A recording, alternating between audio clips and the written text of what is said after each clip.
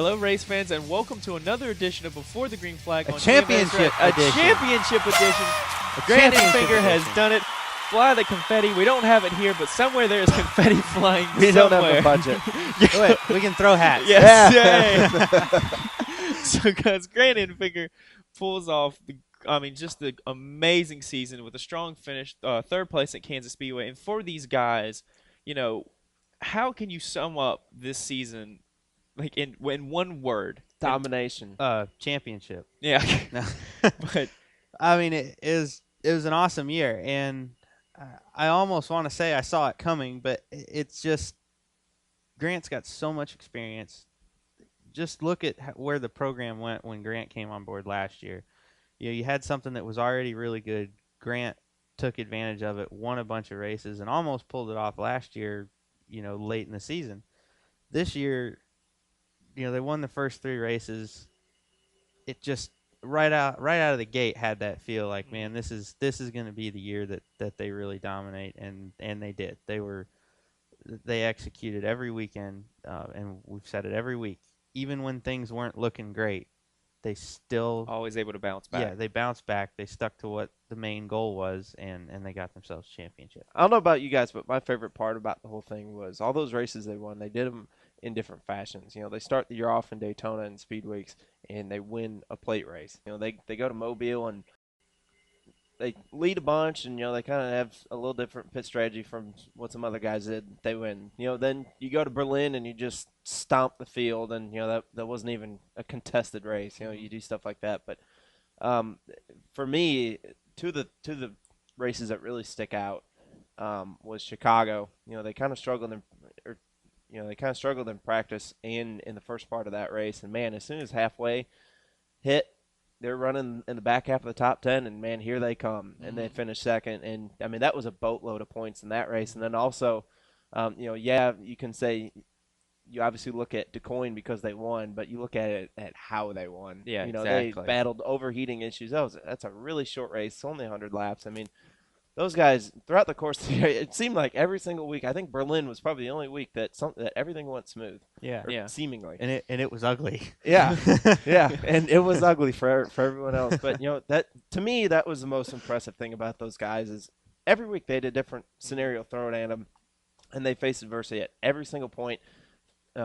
Every weekend, and they responded to it. Yeah, and it speaks to that just entire team. Every one of those guys, you talk to them, like we were talking about last week, they already locked up the championship just by starting the race. But every single one of those guys still wanted to go out and win that race. It wasn't done for them. They still know they had the owner's championship to lock up. I mean, they had these tasks, and they stuck to it, and they never quit. And that's just what, to me, is so impressive about those guys. Yeah, there's no shortage of motivation there. Yeah. You can go into Kansas, and you can go party, before race day and everything. You can have a good time, just relax and everything, and, go out there and finish 11th. But no, it wasn't the case. I mean, went through go all win business. Go win another race. They go run top 3. Same thing they've done all year. I mean, they're just solid every single week, and I can't wait for Daytona. Yeah. Let's just fast forward. They've already started. Exactly. They're polishing the cars up right now. I think it still had some champagne on it from the last time they were there. But it's an awesome year. I mean, real fun to watch, and great for the whole GMS team. I mean, it's the kind of momentum they need with everything's going on. Everything's positive. Real good going into next year. And we were able to catch up with Grant and get kind of his review of the entire season, what he's taking it all in now that it's really hit him that he is the 2015 champion. There's definitely a lot of races that I feel like played a big part in this championship. Early on in the season, when we went to Chicago and struggled a lot there when they dropped the green flag, we went to the back and struggled to stay on the lead lap, and ultimately were able to come in and fix it on a pit stop and come back and finish second. I feel like that was pretty important to the way everything was going to go for us this year. We had quite a few issues that we were able to overcome, but the last win there at Salem, when I hit the kill switch and were able to actually rebound from that and come back and win the race was kind of when I thought it was going our way at that point. So there's a lot of races in there. Obviously, 20 races on the ARCA schedule. with the exception of 3 or 4 races, I feel like we had the speed, week in and week out to compete and contend for wins. So I feel like that was probably the biggest part of our championship season.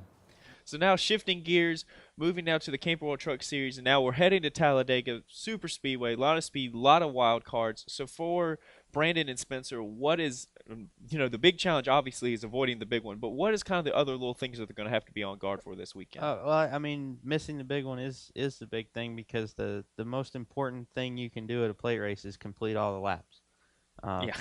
Because when you look at the numbers, if you're there at the end, there's a really good chance that you'll finish in the top 10, top 5, and be there for the win. That the wild card is usually the big one, or just getting messed up in somebody else's mistake or misfortune. And that's a big part of it, is just making sure that you're there for the end of it. Spencer did a fantastic job of that last year, and missed all the calamity. He kept his head in the game and was in the right line, made the right moves, had the right guy behind him, and had a top 5 finish. So I think it was a top 3 finish, actually. Yep. So that's the kind of mindset he's got to go back with. And Brandon, same thing. That's what he's got to look for, is just completing all the laps, keeping his truck in shape. And the biggest thing I learned at plate racing is you can't get wrapped up in where you are. You're at one point, you're going to be up front, you're going to be in the back, you're going to be somewhere in the middle. The important part is you're up front at the end. So just staying focused on that and staying out of troubles is key. Yeah, there's so much, it's 94 laps, but there's so much turnover in those first 75 laps. Through the first, 3/4 of that race, like you said, you might be battling for the lead. You might get shuffled back to 25th. It can all happen very quickly. Yeah, it's just all the energy in the draft. I mean, everyone's going to be up at the front at some point. Everyone's going to get shuffled to the back. So for me, obviously, missing all the calamity that usually happens is the biggest issue. But I look on pit road as well, because this is definitely not a traditional race as to how you call it. You don't have a traditional strategy. Tires don't matter. They're out the window. There's not really a whole lot of wear. There's no real speed advantage for putting on 4 fresh tires. It's all about making sure that you have as much fuel as possible in that truck at really at any opportunity you have under caution. So if we do get green flag stops, which seems like we do get quite a bit on plate races, that you're probably not going to take 4 tires. So don't slide the tires going to pit road. It's really easy to overshoot pit road entrance and speed on pit road. It's really easy to get hung up on pit road and lose the guys you pit with and lose the draft. I mean, there's so many little nuances with pit strategy at plate races that you don't have at Martinsville in 2 weeks or at Texas or something like that. So it's funny. I mean, it's racing. It's just there's so many little variables that can go wrong. Yeah. It's just you have to manage that, and just don't beat yourself for those first 75 laps. Yeah. And that way you can put yourself in position. Race hard those last 10. If you're racing for the win and get wrecked, that's Talladega. I mean, it's not so what, but all you can do is put yourself in position. Exactly. And we were able to catch up with Spencer and get his thoughts of how he's preparing for this crazy track and how it's going to get him to victory lane. Biggest things I've picked up on is just the importance of teamwork, really, in these truck plate races. You don't go anywhere without someone to push you, and the best guy to push you is always going to be the guy that's your teammate. So that's what I really picked up at Daytona, was the value of teamwork and staying together. Well, definitely. I mean, it's a dirty little secret, but it's absolutely true. The first at least quarter half of the race, a lot of guys are just sort of hanging out and seeing who their truck works well with, what their truck does in different situations in traffic, and they're gathering all that information for the last 10, 20 laps of the race, because that's when it really gets down to go time. The first part of a plate race is really feeling your truck out, getting yourself in a good position so you can stay there, getting yourself around people that you like driving with and you like racing with, that you trust.